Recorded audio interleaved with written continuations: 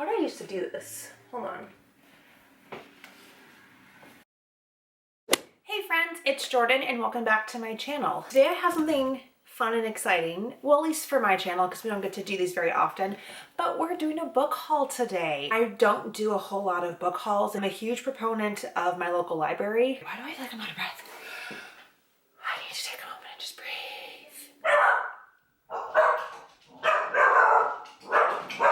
Go back to bed. You were asleep. Are you barking at the Shibas? Yeah. How did you even know they were out there? I've been collecting these books since before Christmas, so I don't have like a ton, but they are majority Christmas presents. I have some really lovely family members and friends who have sent me books, and I'm very grateful for their generosity. So let's go ahead and get into so let's start with the Christmas books first, shall we? Every single year, the book friends and I from House Salt do a book exchange, a little Secret Santa moment. And this year, Nicole from Sweeney Says had me, so let's go through what she chose to get me. She got me a lot of things. It was overly generous. I'm very appreciative of her just providing me with so many fun, amazing things to read. This was very, very kind. So first of all, she bought me a bunch of Riley Sager books that I've read and really enjoyed. I'm a huge fan of Riley Sager and I want to collect all of the ones that I've really enjoyed. So I was missing quite a few. Ones that she got me were The House Across the Lake, which came out a couple of years ago. This one is the most paranormal of his books that I've read. There's like a paranormal realism moment to this story. We're following a character who is staying on a lake, and the house across the lake is spooky and suspicious and things are happening, and that's really all I remember from the story. I read this such a while ago that I don't remember the exact plotline. Casey Fletcher, a recently widowed actress trying to escape a streak of bad press, has retreated to the peace and quiet of her family's lake house in Vermont. That's right. Armed with a pair of binoculars and several bottles of bourbon, she passes the time watching Tom and Catherine Royce, the glamorous couple living in the house across the lake. They make for good viewing. A tech innovator, Tom is powerful and a former model. Catherine is gorgeous. One day on the lake, Casey saves Catherine from drowning and the two strike up a budding friendship, but the more they get to know each other, the longer Casey watches. It becomes clear that Catherine and Tom's marriage isn't as perfect as it appears, and when Catherine suddenly vanishes, Casey immediately suspects Tom of foul play. There's more to the story, of course. I really enjoyed this one. I remember this being like a top favorite of mine that he's done. Happy to have that on my shelf. The next one that she got me is Survive the Night by Riley Sager. I know this is one that is not like overly popular, not very well received. Plotline is questionable because our main character does decide to get into a car with a random person who she thinks might be a murderer and go like on a cross-country road trip with them. And yes, I agree. Questionable choices are being made with that. But it's also 1991, so they're using message boards and bulletin boards at colleges to try to pair up with fellow college students to get rides to and from places. And so she posts or sees a post on a bulletin board that's going back to the hometown area that she needs to go to. She decides to travel home with this person, and she also thinks that there might be a murderer. And then she's stuck in this car with him on this road trip, and she's suspicious of him. So I really enjoyed this one. I would have to read it again, I think, to really tell you if it's worth reading, but I really enjoyed it, and I know that it's not a favorite. So proceed at their own risk, I guess. And then the most recent Riley Sager book that I've read, and probably it's not my favorite. Lock Every Door is still my favorite, but this is probably the second favorite to that. And I've talked about this on the channel here quite a few times. I don't think I talked about either of these books when I read them, so there's not a whole lot like cemented in my brain about what either of them are. I did get the only one left, which is, like I said, one of my favorites. This one, we are following a dual timeline where we're following this woman who is kind of down on her luck. She's in the very last attempts at trying to stay on board at this position that she has. Like, she's basically being kicked out the door, and she takes on this assignment that nobody wants. It's of this woman who has become infamous for murdering her whole family. However, there was never any conviction or anything, which is why she's still a free woman. And nobody wants to be her caretaker because she supposedly murdered her whole family. So our main character goes to become her caretaker, and we're following our main character, Kit, as a home health aide while she goes to watch over Lenora. Also following Lenora's storyline from the 1920s. She was 17 years old and supposedly murdered her sister and her parents. And then the current day storyline takes place in the 80s. So I don't know, this was just so fun and I really enjoyed it. There's a creepy house that is like sliding off the cliff into the sea. As secrets and mysteries are unfolded and new things come to light, the house like breaks more and more, cracks more and more, and it's like very metaphorical and very like personified of the, you know, mystery within it, and it starts to slide off the cliff into the sea. And I don't know, I really enjoyed this one. I really like it. So this one I would definitely recommend. It's one of my favorites from him. So I'm happy to have that on my shelf. And she got me two things that I guess I forgot were even on my wish list. I read the first volume of these so long ago and I never thought that anybody would buy me the subsequent volumes. So now I'm like, damn, I have to go back and read volume 1. And now there's also like 11 volumes in total. So I have 2 and 3. I have volumes 2 and 3 in this incredibly long webcomic series called Lore Olympus. Had a huge popularity on the internet a while ago. I don't know how popular this still is, but like I said, there's like 11 volumes of these. It was published as a web cartoon on Webtoon, and she started to publish them in these like bind-ups, and they're beautiful. They're high quality. They're like a hardcover, and the pages are like so thick, and like the colors of this storyline are just beautiful. Like the drawing, the artwork. I'm not a huge comic book manga kind of person, so this is very outside of my comfort zone. And like I said, I read volume 1 and I really enjoyed it. So she got me volume 2 and volume 3. Like I said, there's a ton out. And if I remember correctly, this is like a Hades and Persephone retelling. Threw them into my computer screen. That would have been really bad. Gorgeous, they're beautiful. I'm super excited to get back into this. This is something, again, that I haven't read in forever, but I remember really liking it. And like, they're just so pretty. They're just so pretty. And I believe they're a little like scandalocious. We did just watch Wicked. I finally convinced Pat to watch Wicked for good last night, so scandalocious is the word of the day. Very, very kind of her. And I think that's everything that Nicole bought me, which is more than enough. That was very kind. I guess I'll go on to the next set of Christmas presents that I got, which I don't remember who bought these for me, but I got a bunch of the Finlay Donovan books. This might have been from my mom. So I got Finlay Donovan Knocks 'Em Dead, which is book 2, Finlay Donovan Jumps the Gun, which is book 3, and Finlay Donovan Rolls the Dice, which is book 4. So now I have 1 through 4. I think there's like 5 or 6 out. I'm missing the Digs the Grave one. I love this series. It's so ridiculous. It is so ridiculous. It is not believable. So if you really need your stories to be believable, this is probably not the one for you, but it is like a cozy, technically a cozy mystery, but it's just fun. It's just fun. It's ridiculous. There's no way any of this would actually happen in real life. The first book follows Finlay Donovan, our main character, who is a single mom of 2 young children, who is an author. She is floundering for her next book. Life is lifing. She's overwhelmed. She can't write a book.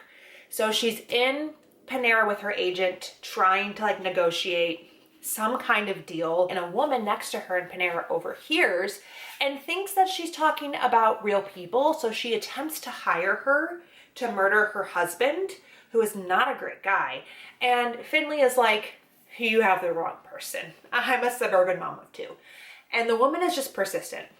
Well, it turns out the woman's husband is tied up in like mafia dealings, and there's a whole like underground mob situation, and Finlay's husband gets involved, and like Finlay gets involved on accident, and she just keeps accidentally getting involved because she keeps making dumb decisions that keep her in the situation, and it's just really stupid. So fun. So the first 4 follow like a really clear story arc, and then book 5 circles back to book 1. It's a silly, goofy time. Next stack of books here may not surprise you. Maybe it will actually. So I do enjoy a Taylor Swift themed gift. My brother-in-law did get me some Taylor Swift themed gifts. I got a Taylor Swift book called Taylor Swift by the Book, the literature behind the lyrics from fairy tales to tortured poets.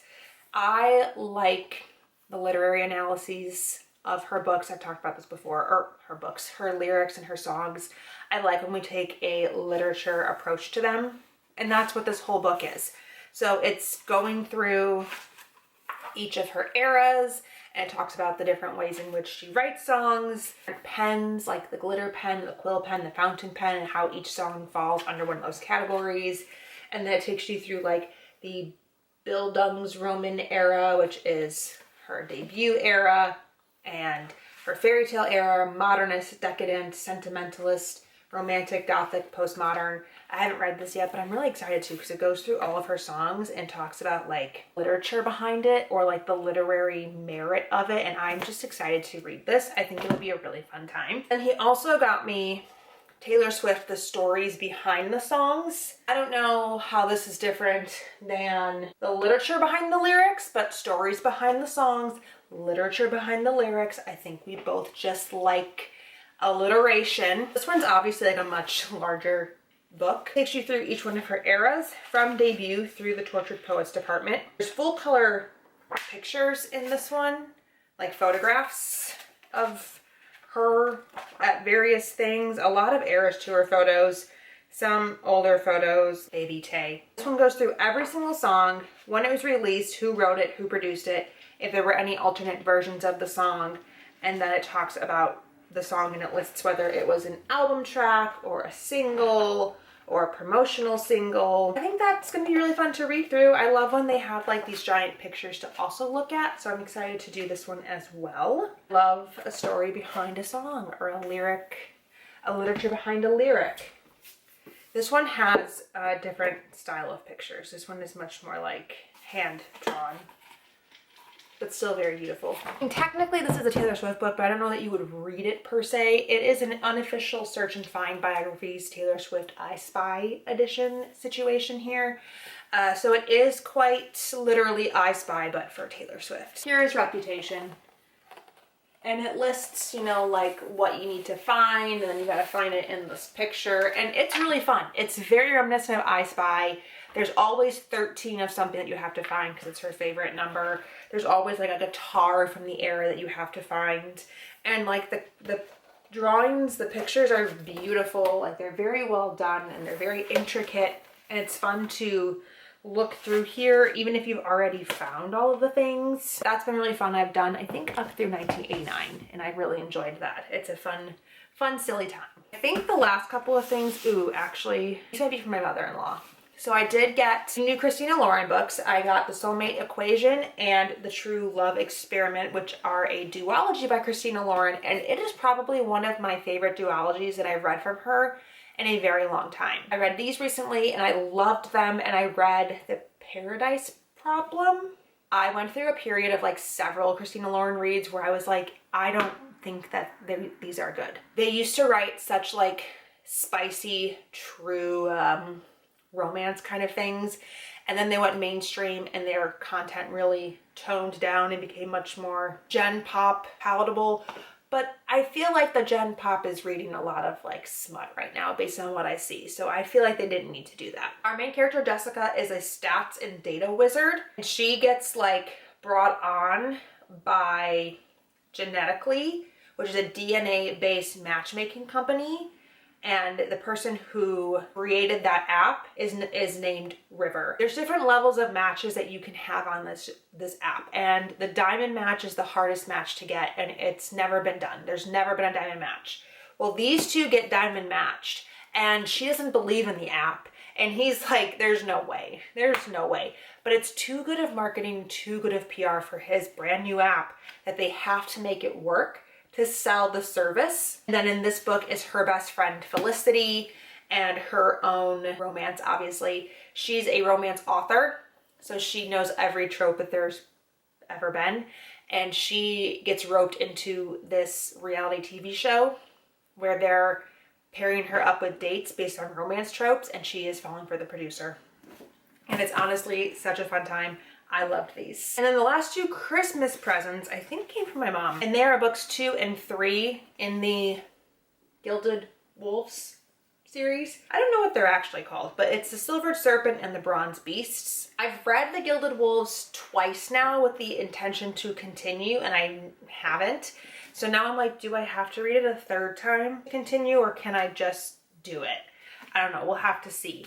I cannot remember what Gilded Wolves is about, but it takes place in like the 1800s in Paris, I think.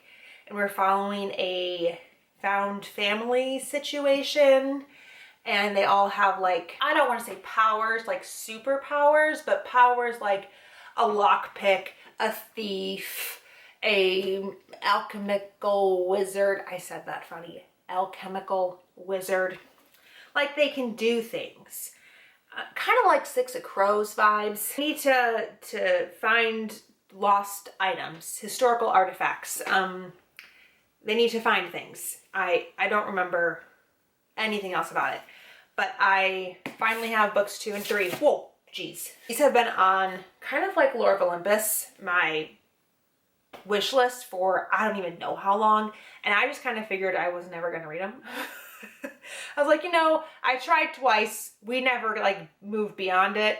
I think I'm just not going to read the series. And then I got them for Christmas and I'm like, oh, well, I guess now I am going to finish the series. I guess this will be added to my 2026 attempt to finish series campaign that I'm doing. The last couple things here are things that I purchased for myself that I wanted just to continue reading series because it is the campaign of the series this year. I've already read this one, but I don't own it and I need to reread it for purposes. And that is The Red Scrolls of Magic by Cassandra Clare and Wesley Chu. And actually, I only needed to own it because the library made me return my copy and wouldn't let me have it back. So then I was like, well, I'm gonna buy it because I want it anyway. I have everything else from this series. I need this too. This is the first book in a Magnus and Alec companion series to Shadowhunter universe world. This one takes place, I think, within the Shadowhunter timeline, like the first 6 books. I can't remember when exactly. I need to reread this because I want to finish the series. Or, well, I want to get caught up with the Shadowhunter world so that I can read the last series when that comes out. So I need to reread this and then read The Lost Book of the White. I like this cover so much better than the original one that it came out with. It like matches the rest of the series so much better. And the last 2 books that I have for this video today are books 3 and 4 in the Trials of Apollo series by Rick Riordan, which is The Burning Maze and The Tyrant's Tomb, another series in my series to finish campaign that I am doing this year. I started this series in 2015, 2016, I don't know, it was forever ago. You can probably go watch me reading the very first book in the series on my channel. I think I did it during a readathon. I don't remember exactly, but I never continued. I would like to. I've read everything else from him at this point. Well, I know there's some new Percy Jackson books that I haven't read. I finally finished the Magnus Chase series. I went back and I reread the first and the second book so that I could continue, and I have since read the 3rd book, so we're doing good, and I own the 4th. Listen, I took this out from the library, and it is a middle grade children's book, and it was barely staying together. Like, you could barely open the book. It like basically fell apart. And I was like, children are rough on these things. So when it was time to turn it back into the library, I didn't renew it and I just bought my own copy. And I bought book 4. So I do need 5 still, but we are getting closer to finishing. And this is like, I don't know what number in the series. It's like the 3rd 5-book series in the Percy Jackson whole saga. We have the first 5 books in Percy Jackson, the second 5 books in Heroes of Olympus, and then the third 5 books in the Trials of Apollo. And in this series, we're following Apollo, who gets turned into a 16-year-old teenager and gets all of his godly powers taken away for some bad choices that he makes during the Heroes of Olympus. So you do have to read these in order. I would at least highly recommend, or these will not be fun because there's so many hints and things back to the other stuff. So many characters show back up. Like, you will not have fun if you have not read the other books. My foot is so asleep. I can't sit like this like I used to. Like, I used to be able to sit cross-legged to film these videos, and I'm just getting too old. But I have to be taller. So I fill up more of the frame. Anyway, what was I saying? Yes, you have to read at least all the Percy Jackson books before you get to these, because they won't be fun. You won't know who they're talking about. The deaths won't hit as hard because you won't know them. And then you're spoiled for things that have come before. I really do still enjoy Rick Riordan.